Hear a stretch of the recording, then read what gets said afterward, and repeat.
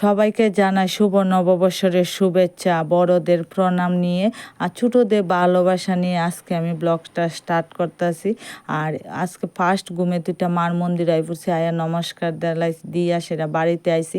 আয়া সবটি কাজ তাড়াতাড়ি করে কমপ্লিট করে লইছি। বৎসরের একটা প্রথম দিন আমি সবসময় সকালে 7টার আগে সব কাজ কমপ্লিট করে ছান টান করে বাড়ির পূজা দেলাই। তো আমি আজকে ছান টান করে আইছি, পরে মামনি কইতেছে মামনি পূজা দিব।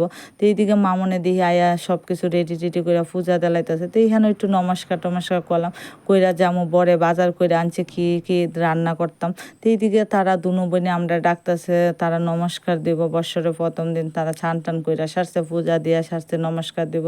তো বড় দোকান থেকে আইলো, আইসে পরে দুনু বোনে নমস্কার দিল, দিয়া সারছে। দেখে আমি রান্নাঘরে আইছি।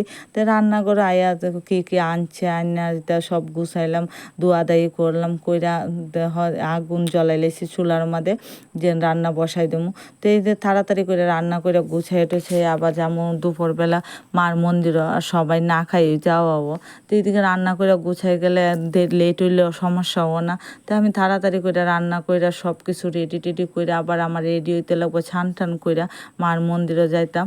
তো সবাই হেন রেডি হয়ে যাম গা, বড় দোকান বদ্ধ করে লাগবো, বদ্ধ কইরা সবাই 1 ঘন্টা বা 1.5 ঘন্টা লাগে মার মন্দিরে নমস্কার করে গুইরা টুইরা বাড়িতে আমো আয়া আবার দোকান খুলতে লাগবো। কারণ বৎসরে একটা প্রথম দিন দোকানটা বদ্ধ করন জানা, সবসময় খোলা রাখা লাগে। আর বাড়িতে তো দোকান সবসময় খুলে রাখতে লাগে।